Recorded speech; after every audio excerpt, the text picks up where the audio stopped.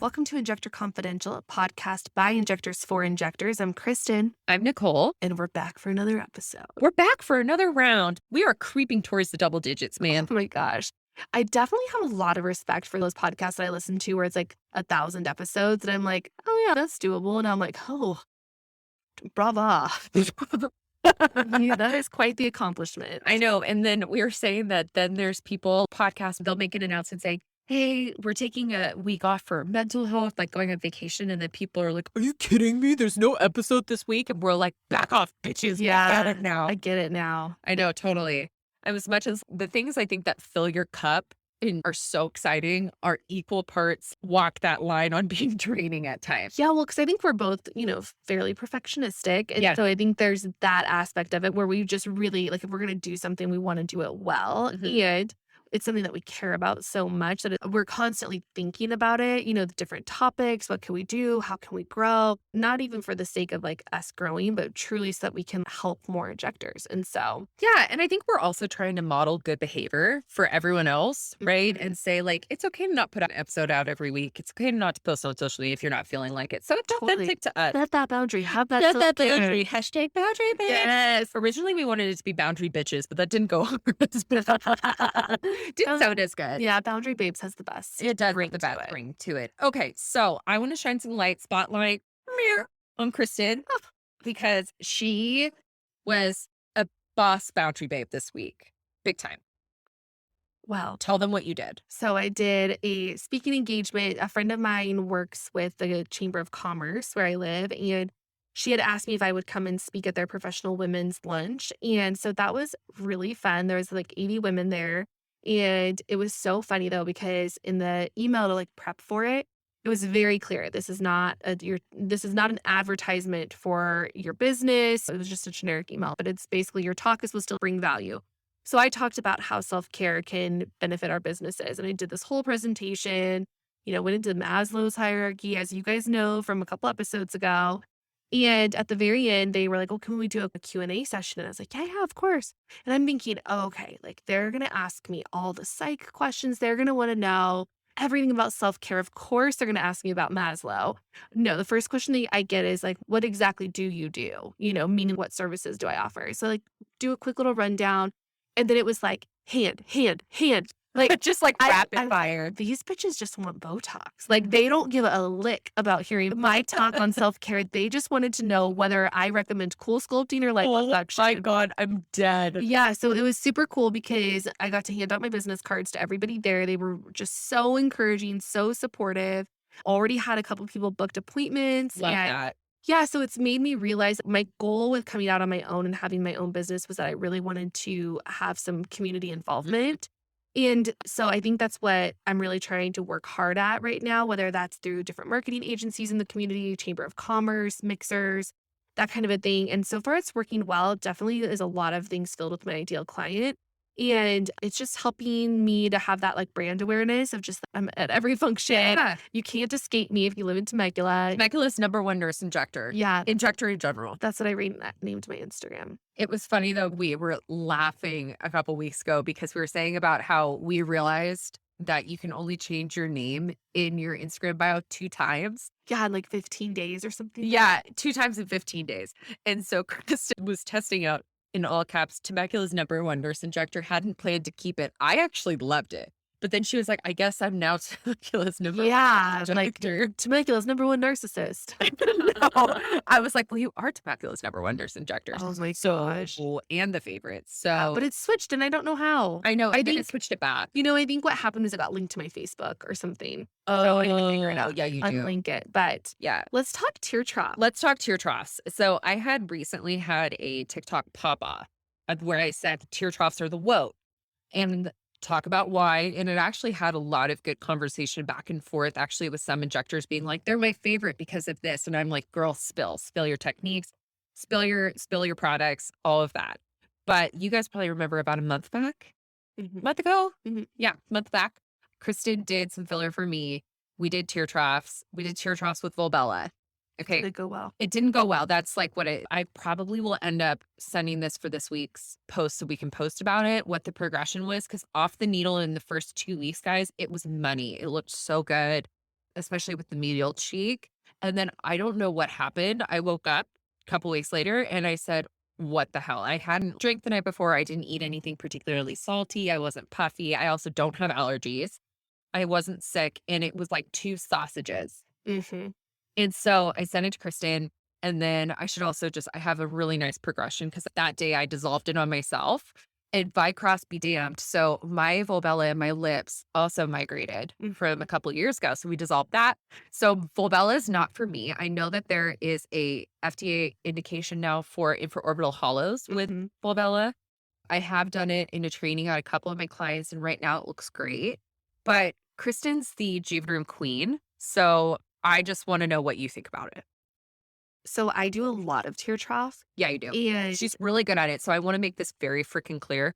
This is not a Kristen problem. This is a Volbella it might have problem. been a bit, but, No, like no. but what I will say is I do a lot of tear trough, We and did everything right though. You did medial cheek, you yes, did lateral cheek, yes, like all the things. cannula, of course, but the 2 patients that I have been having continual issues with trying to, like, dissolve, refill, like, all the things, both full Bella patients. Okay. The only time and what really set me off personally from ever doing tear troughs for like a year straight was a Volbella dissolving Yeah, angry person Yelp review. That put me off of tear troughs for yeah. a long ass time. Yeah, I know. it's oh, So yeah, so I'm off the Vicross train for a little while. yeah, that area is just not forgiving. Mm, And that's what I said. I was like, it's not forgiving. It's really tricky. It can look good for years and then eventually that's what be on happened the to move. me, Yeah, that's what happened. even on myself. Kristen's got Volbella in her tear troughs. So now we have matching sausages. We do. I haven't dissolved mine.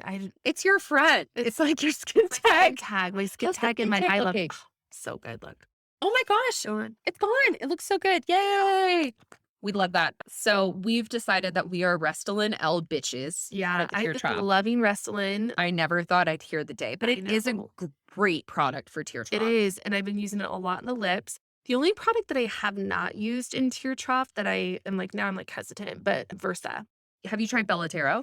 No, I don't have any experience with No, Belladero. apparently, yeah. So Bellatero, I've used it one time and it went really well, but it's kind of reminds me of PRF. It's very watery, it goes like Ooh. butter, but the only thing is, and it doesn't last very long Oh, interesting. because it's so watery. The thing that I like about Restylane is that it's got that high G prime, so it does have some Mhm. staying power. Yeah. And I think it's pretty forgiving though. Yeah, well, and if you tuned into last week's episode about setting boundaries, I think the boundary that I'm gonna start setting with my patients is they have to do a session of PRF first. Oh yes, And I absolutely. already do have the boundary that they have to do cheeks in 99% of the Yeah, yeah, my yeah. patients. That's a hard boundary. Yeah, but I think Cheeks first. it's gonna have to be the PRF too. Totally. And I'm the queen of impatience. It takes time to see a Yeah. result. So what we're going to do is we're going to do PRF on Kristen and use her Yes. as an example. But I will say that my sister, I've been doing a series of PRF under eyes on her and on several of my clients, and it's been incredible. Not only for the thing about PRF, and we'll talk about it in a future episode for tear troughs, but the thing that I said on TikTok that I love so much about it is it not only reduces hollowing, not in the same capacity as filler, Mhm. right? But it's reducing hollowing by actually physically thickening that skin and improving the Yes. skin quality. So think about how under eyes inherently get crepey over time. Mhm. By inducing that collagen formation and that cell turnover, we're thickening up that skin and making it tighter, brighter, and reflecting light. It's amazing. So can't say enough good things about it, but just know that even injectors are not immune to having product problems. That's right. So we are talking today about specials, Yeah. discounts. Is it worth it? So the specials conundrum. So we all know the dreaded Groupon injector, that It's vibe, oh my God, yes. the discounts and The patients. chuggy marketing. Yes, and patients literally getting things off of Groupon where they can offer Botox for $6 a unit and just unreal prices. And how do you avoid that and maintain the integrity of your brand while also still giving your patients a little price break here and there? And we're going to Yeah. talk about the pros and cons of it, how we suggest using specials, how what's worked for us, what hasn't, and let you guys decide if it's worth it to you. Yeah. Did you, your last couple of places with women, did you do specials? So one did not, and then Mhm. one did. Okay, yeah, same with me. So I've had the same kind of experience. So I've seen it both ways, like hard, lots of specials, hard left, hard right of none ever, ever, ever. So yeah, the main thing with specials and promotions is that they have the ability and a strong probability of driving your clientele up. But our whole thing, the caveat with this episode that we want to help you guys out with is how to appear high end while also offering a discount. They are not mutually exclusive, they can coexist, and it's totally possible. And we're here to help you with that. And this will really help your grow your practice in times when maybe you have like lower bookings, or we've said sometimes December can be rough. So this can really help out with this seasonaling as well. But our goal is that whatever you do not want to look like a discount med spa or supercuts or someplace that you get something quick and cheap. We are not fast and easy. It's not a one night stand, guys. It's a It's a long-term relationship. right. This is not a drive-through. It's not a romp in the hay. I would open that. Okay, says the girl from Temecula. I die. I think that if there's one place that will ever have drive-through Botox, though, it's Orange County. Oh, yeah. I think those bitches would be so into it. Oh, yeah. Totally. And keep in mind when you start offering specials, and like we said, it is that quick and easy way to drive clientele. And you may be in a period of time where you're just starting off, you're needing to grow your business, but keep in mind that you may not always be there. You may reach a number of clients that you're comfortable with. And you have to think about, is this the precedent that I want to set for my long-term patients? Sure. Yes. And it's like what works now will not be forever. And that's okay. It's okay. So we're going to talk a little bit about do a like hypothetical T chart, pros and cons of discounts. So let's start with the good stuff. Yes. So number one, the obvious, it brings in new clientele. If you are trying to grow your clientele, this is a great way to do so because it piques the interest. You can hype it up on social media, depending on what you want to do. But on the flip side of that, it also is a good reminder and incentive to get existing clients to book and come in. Creates a sense of urgency for Totally. agents to book. Right. But yeah, with that sense of urgency, you don't ever want it to be like pressury. Totally. And, it is helpful in helping patients convert to either that second, third syringe of filler, from Botox to filler, from microneedling by itself to microneedling with PRF. It is helpful in that respect. It helps convert them. And especially if you do packages, that can be really beneficial because then you're also holding on to some patient loyalty. So let's say that you do a package of microneedling for a package of 3 and you decide to discount it. Something like that I feel like is beneficial because you're ensuring that they're going to come and do the amount that they need to get the result that they Yes. want. You're ensuring that they're going to be as happy as possible because they're doing the amount that you told them to do. And each time you see them, it is an opportunity to discuss something different and potentially plant a seed for another treatment once they're done with that. And the other thing that I find is that, let's say, like for me, I'm always recommending chemical peels. And I recently did a package where you get 10% off your total purchase if you get Botox Dysport and a VI peel together, because I'm always recommending VI peel. It really got people to finally book that VI peel because this season is last call for peel. Yes. So that really did work because people are like, okay, I'm finally doing it. I know you've been telling me to do this for a year. I'm going to do it. So I was like, okay, this works. Clients have told me this, that businesses that I've been to in the past will advertise promotions. And then when they get there, they're like, oh, sorry, that's only for new clients. So this makes existing clients feel really awesome too, that it's available to them. So Yeah. Because it's like, gosh, that patient loyalty fee. I know you're going to punish them for being I loyal. know. I would rather give the discount to a patient that's been with me for a while. Absolutely. I was like so confused by that. And then, of course, with every pro, there's a con. Yes. So one of the biggest cons is that pricing, that promotional pricing can set an expectation. And we have an example of this from back in January. January, yes. So we did a special where if you bought an entire vial, 100-unit vial of Botox for $950, equating to $950 a unit, you were Which is killer in Southern California. Yeah. So people charge anywhere between $12 and $15 a unit. I would say even higher, Yeah. 12 to 17. Oh yeah. Well, Temecula.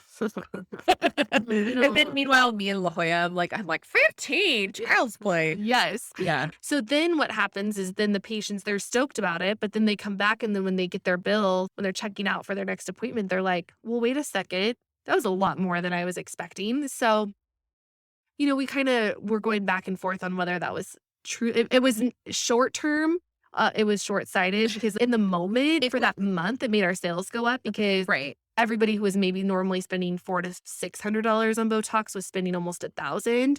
But then it Did backfire a bit, but it was like a walnut scrub. It was so satisfying up front, but the long-term effects were lackluster and kind of harmful. Yeah, they weren't great. And And the thing you have to kinda keep in mind is that the type of patient who is really after the deal may not like, so, for example, with this Botox thing, I thought, "Oh, okay, well, at least I'll have a couple opportunities." Like, if on that second appointment, they're not quote, unquote, "paying for their Botox," maybe they're more likely to do some filler. But the thing is that the type of patients that really hold on to those specials, they were stoked for what they perceived as a free treatment. Yeah, They weren't wanting anything more than what they had already paid for, so totally. And then another thing that comes with this is that when you have killer deals like that, I find that clients will wait for the deals to roll around instead of coming in when they're actually due. And then you're constantly, it's like a vicious cycle of like, you need to be coming in every 3 to 4 months, but they come every 6 because that's when you have another Botox deal. And it's just like they're never getting the full outcome of the treatment. They're never getting the maximum result because they're always just coming when the price is right. So really. they may be loyal that way, but like maybe they're not following your guidelines because they're waiting for the deal. Absolutely. And it's complicated. It Totally. makes payroll more difficult. It makes inventory difficult. That may not be a deal breaker for you, but it's definitely something to just keep in mind. And in different places where I've worked where we've offered different deals, it seems like there's always a question of like, well, did they actually get that third session? Did they actually get Right. the amount of units that they said they were going to get? And thankfully, the way our EHR is set up right now, it's pretty streamlined and Mm. they have done a really good job with that, like future credits. But the other thing to keep in mind too, when you're posting a lot about about specials on your social media, is that it can cheapen your branding. Mhm. And if that's not the reason that you want people to be following you. No, it's because they're like, oh, she does a great deal once a month. No, you want to do a great deal every freaking day, man. And the great deal meaning great results. Absolutely. And I go back to, I mentioned this in our last episode, the injectors that I respect the most are the ones that charge the highest. Oh, totally. But then it's so funny because then they do like a whole thing where they're like, your fifth syringe is half off. You're like, wow, that was kind of you. But Right? I mean, but it Right? seems like a deal. I Totally. know it's the Target effect. You know, when you've been paying for Target jeans and then let's say you go to Madewell and you're like, God, I was paying $20 and now I'm paying for $80. I mean, like the $80 jean is fundamentally better. You Mhm. just got to get used to paying that price. Absolutely. Yeah. So when we were talking about if you should use discounts, these are kind of the scenarios that we said would benefit you. So if you are just getting started, absolutely yes, it's something to consider. So it will drive up and get you new clientele. And with that clientele, if you're especially if you're just getting started or you switched into you opening your own practice, it creates some hype. People tell each other, it's a good telephone game. But on the flip side, what we thought is consider would hosting a giveaway actually drive you more traffic? Are you trying to get more of a following on social media? And will that convert in the long term to you getting more bookings? Because then more people will be seeing your stories about availabilities. Kristen and I both love a good giveaway. I think it's a great community engagement. Have you found that giveaways are helpful for increasing your bookings? Yeah, I think that I've done it a few different ways. I've done giveaways where I say like, "Hey, if you're booked the way that you qualify for the giveaway is to be booked with me during these dates." And then if you post to your social media, then it's an extra entry. Or I've done it where it's like you have to tag 3 different people or that kind of a thing. The tagging the people was by far a better result for me. I agree with that. I got more followers on Instagram, which that's not what it's about, but the people that tagged and were engaging on my post to start were my ideal clients. So they're tagging people that are my ideal client. Now those people are following me and they're willing to book with me because they're like, well, this person is essentially referring you. And so I've gotten a lot of good success with that. The one giveaway technique that I have been wanting to try but haven't is to do it where the only way to enter the giveaway would be that they have to actually make a video, like a little story. I They like love this. either why they like seeing me, Mhm. or if they're not a current patient, then say like, something like why injectables are important to them, why they want Yeah. their lips done, what like something. So I'm fine tuning the details on that because I think people are really drawn into personal stories and Mhm. personal referrals. So all that to say, the discounts are a quick and easy way to get people in. But again, like we said, is it your ideal person? Are those the type of people that are really going to refer you patients? Is there the loyalty factor is really important with that. Yeah, and if discounts you can do and promotions are a good way to help you curate your ideal client. So are you trying to do more of a specific treatment? Like, are you trying to do more lip filler, more combo treatments? Doing a promotion or a package or something like that is a great way to get that out there and get people booked for that. But I mean, at the same time, is it going to be a one and done one night stand, or are you in a long haul relationship? Mhm. I do think that it's, and this may be controversial, sorry Kendall. I feel like it's kind of rare if somebody is searching for a package that then they become your long-term ride or die patient. Totally. And you have to think too in the way that you word your specials, they don't may not understand No. what it is that you're actually offering. Yeah, and I have a good example in this one. So, with the whole Botox thing, Mhm. so with the Botox special, there was another special that went with that where it's was the way that it was worded to put out on social media was 2 syringes of Galderma Yes. for 9.95. That is a killer fucking deal. However, what the fuck is Galderma? Right. No one knows what that means. I know, I'm sorry, Carson.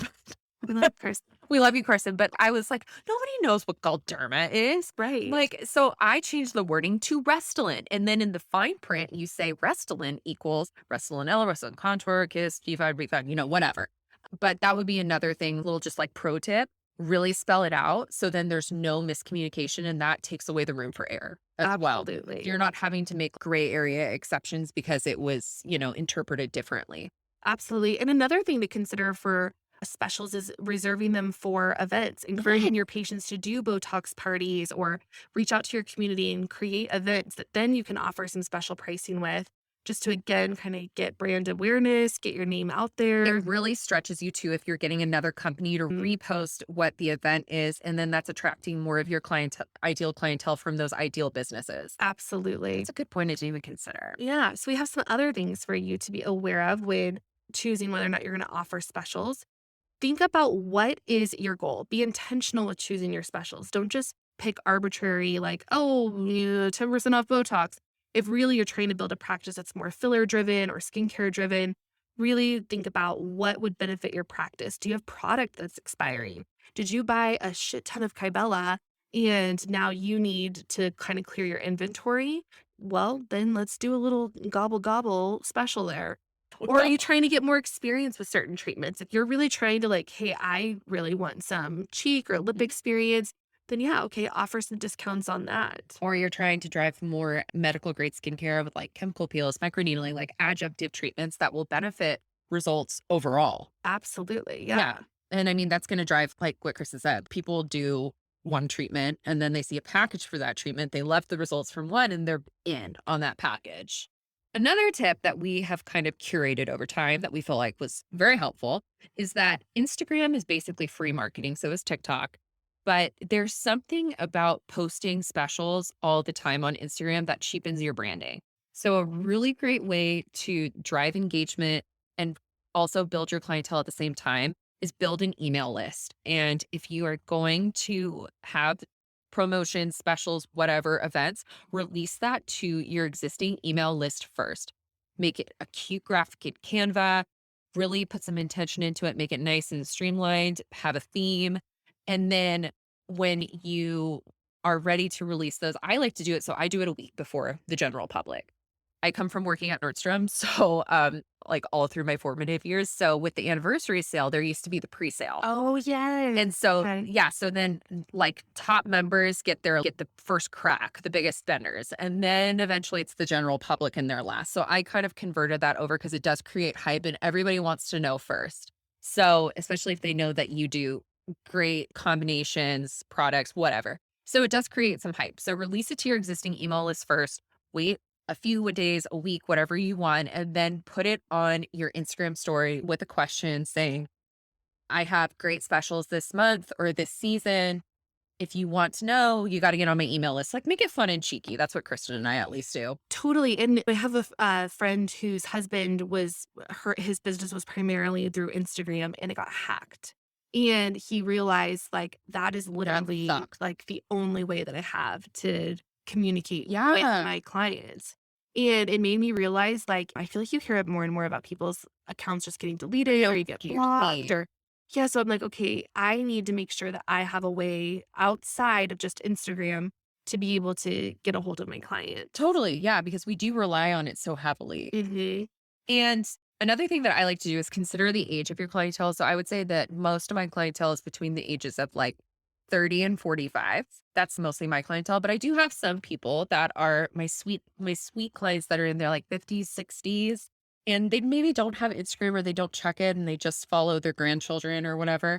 And they also maybe aren't great about checking their email. Those are the people that I connect with, especially via text, or I call them because they are worthwhile. And those are what I like to call my VIPs. They are worth giving a call to let them know if a special is going to personally appeal to them or something that I recommended. Absolutely. And keep in mind, you don't have to advertise at all, whether email or No. Instagram. You can just keep it, if you work for a med spa and have these pre-approved packages or just something you've decided on your own, you can kind of keep it in your back pocket and present it as though like, hey, normally it would be $2,000 for this, but today I can do it for 1,800 or 1,500 or whatever. And it's a good way to make the patient feel like they need to make a decision then. You're making them feel special, you're making them feel like you're trying to work with Yeah, them. just for you today. Yes. I Yeah, haven't tried that technique. I have.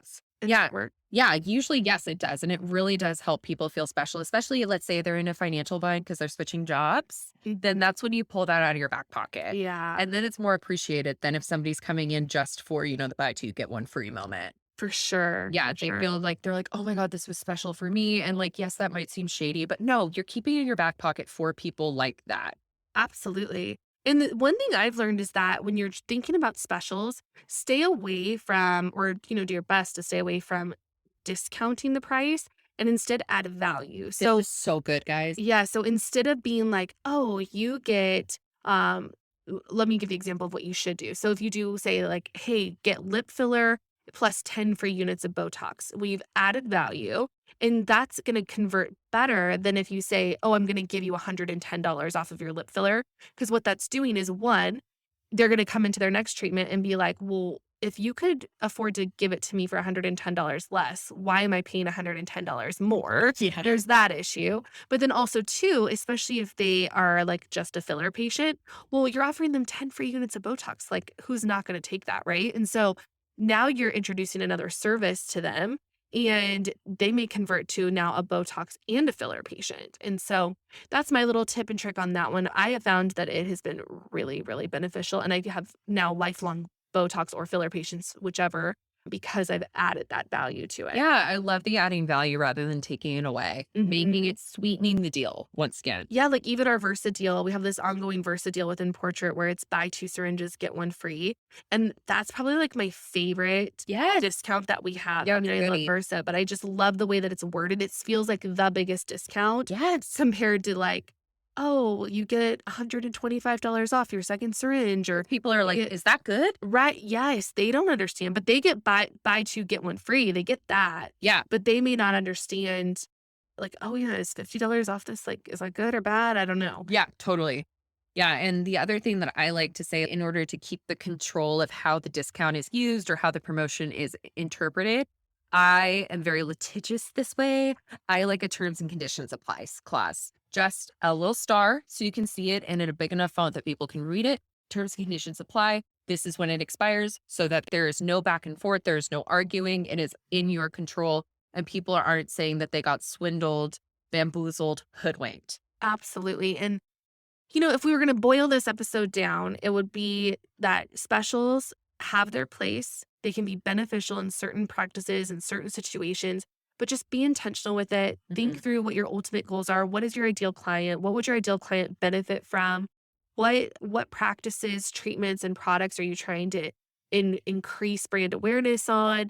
And kind of go from there and just think about what you're wanting to attract and is this sustainable for you? And in a couple years from now, are you going to want a practice filled with people that are shopping around for the cheapest price in Botox, or are you going to want people that are willing to pay your prices because you truly are the best? Yes, love that. So yeah, think big picture. Think big picture, overall core values, overall goals. When you're doing these, don't think about the immediate reward.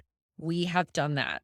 And Mhm. it'll like backfire a little bit. We learned from it so that we did the heavy lifting so that you know not to make Yes. mistakes. Yes. Don't go for immediate gratification. A- That's the other part of it. Absolutely. And if you're part of a practice where you don't have control over whether or not there's specials, you work it to your advantage as much as possible and definitely use it to try to convert patients.